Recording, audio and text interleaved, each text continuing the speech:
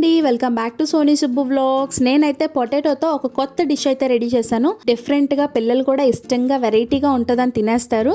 దాని ప్రాసెస్లోకి అయితే వెళ్ళిపోదాము. నేనైతే ఒక 2 కప్స్ మైదా పిండి అయితే తీసుకున్నానండి.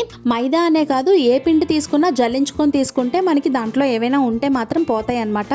సో పిండిని అయితే 2 కప్స్ తీసుకొని దాంట్లో సరిపడినంత సాల్ట్, ఇంకా మీ దగ్గర నల్ల జీలకర్ర ఉంటే వేసుకోండి, లేదంటే వామునైతే నలిపేసి వేసుకోండి. ఆ వేసేసిన తర్వాత పొటాటో బూట్స్ కొంచెం క్రిస్పీగా రావడానికి నూనెనైతే వేడి చేసుకొని వేసుకోవాలండి.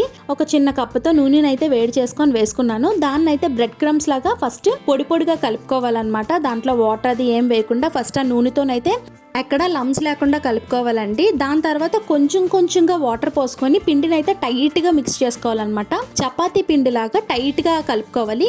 మనం చపాతీ పిండి అయితే కొంచెం సాఫ్ట్గా కలుపుకుంటాము, చపాతీ సాఫ్ట్గా రావడానికి. బట్ ఇదైతే కొంచెం టైట్గా ఉండాలండి. సో ఇలా కలుపుకున్న తర్వాత దీని మీద కొంచెం ఆయిల్ పోసుకొని లిడ్ క్లోజ్ చేసుకొని ఒక 15 మినిట్స్ అయితే రెస్ట్ ఇచ్చేయాలండి. మనం స్టార్టింగ్ ఏదైతే బంగాళదుంపలను ఉడికించుకొని పెట్టుకున్నామో దాని తొక్కు తీసేసి వాటిని మ్యాష్ చేసుకొని పక్కన పెట్టుకుందామండి. ఇప్పుడు స్టవ్ ఆన్ చేసుకొని ఒక పాన్ పెట్టుకొని దాంట్లో కొంచెం ఒక 2 టేబుల్ స్పూన్ ఆయిల్ పోసుకొని దాంట్లో జీలకర్ర, ఆవాలు, శనగపప్పు అయితే వేసి చిటపట్లాడేంత వరకు ఫ్రై చేసుకొని, మీకు నచ్చితే కావాలి అనుకుంటే వేరుశనగ గుళ్ళు కూడా వేసుకోండి, బాగుంటుంది టేస్ట్ అయితే. నేనైతే వేసుకున్నాను. అవి కూడా కొంచెం ఫ్రై అయిన తర్వాత సన్నగా తరుక్కున్న ఉల్లిపాయలు, సన్నగా తరుక్కున్న పచ్చిమిర్చి, మనం లాస్ట్లో కొంచెం పచ్చికారం అయితే వేస్తాము. సో చూసుకొని మీకు ఎంత మిరపకాయ కావాలనుకుంటే అంత మిరపకాయ అయితే వేసుకోండి. నేనైతే ఒక 2 వేసుకున్నాను. అవి బాగా గోల్డెన్ బ్రౌన్ వచ్చేంత వరకు ఫ్రై అయిన తర్వాత దాంట్లో చిటికెడు పసుపు, మీకు ఎంత కారం కావాలో అంత కారం అయితే వేసుకోండి, పచ్చికారం.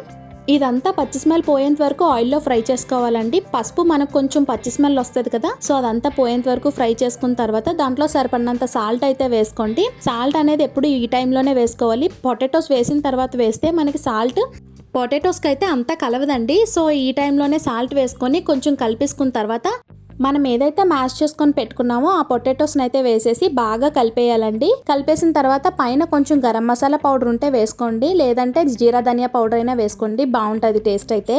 అది కూడా కొంచెం పట్టేంత వరకు ఫ్రై చేసుకొని ఫైనల్గా దాని మీద కొత్తిమీర చల్లుకొని దించేసుకొని చల్లారబెట్టుకోవాలండి.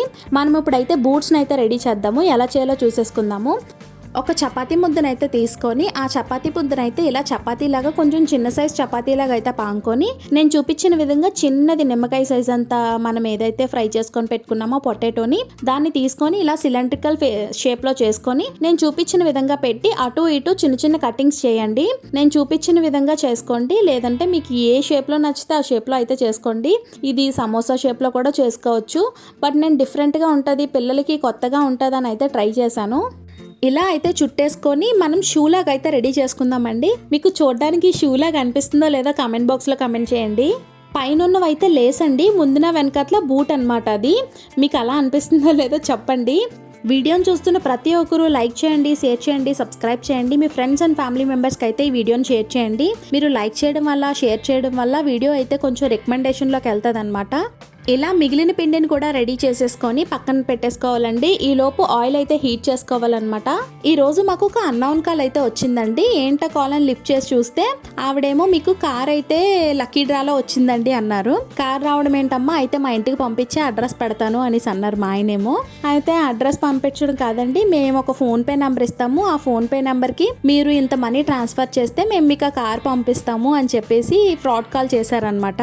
సరే ఎంత పంపించాలో చెప్పండి, పంపిస్తామని అంటే 17,500 రూపాయలు పంపిస్తే మీకు 12 లక్షలు గల కార్ అయినా ఇస్తాము, లేదంటే మీకు డబ్బులు కావాలంటే డబ్బులైనా ఇచ్చేస్తామంటే, నేను ఇప్పుడు కొంచెం టైట్ పొజిషన్లో ఉన్నానమ్మా, నువ్వే నాకు ఒక 5,000 రూపాయలు పంపించి ఫోన్పే నెంబర్ ఇస్తాను అని చెప్పారండి మా ఆయన. అలా తెలివైన వాళ్ళని వాళ్ళు ఫీల్ అయిపోతారు, మనం అంతకంటే తెలివైన వాళ్ళం కదా.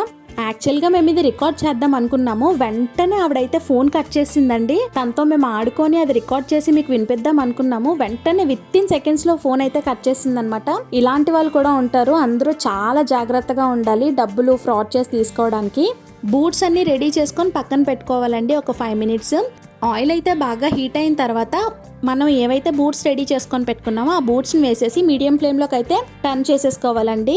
అవి బుడగలు మొత్తం ఆగిపోయేంత వరకు మీడియం ఫ్లేమ్లో పెట్టి, బుడగలు ఆగిపోయిన తర్వాత మనం హై ఫ్లేమ్లో పెట్టి గోల్డెన్ బ్రౌన్ వచ్చేంత వరకు అయితే బూట్స్ని ఫ్రై చేసుకోవాలండి నేను చూపించిన విధంగా.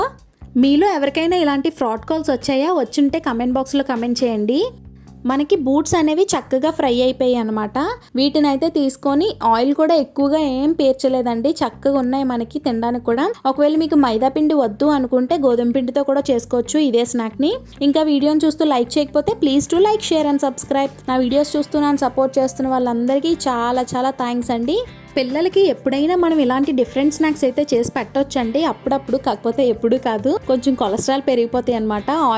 ఆయిల్ కదా, సో ఎక్కువగా ఆయిల్ ఫుడ్ పెట్టకపోవడమే మంచిది. బట్ అప్పుడప్పుడు అయితే ఇలాంటివి చేసుకోవచ్చండి. చేసుకోవాలనుకుంటే మీరు కూడా ట్రై చేసి ఎలా వచ్చింది అనేది కమెంట్ బాక్స్లో కమెంట్ చేయండి. చూసారు కదా, మనకి లోపల కర్రీ కూడా చాలా బాగా వచ్చింది, బయట కూడా క్రిస్పీగా చాలా చక్కగా వేగిందనమాట. Bye bye.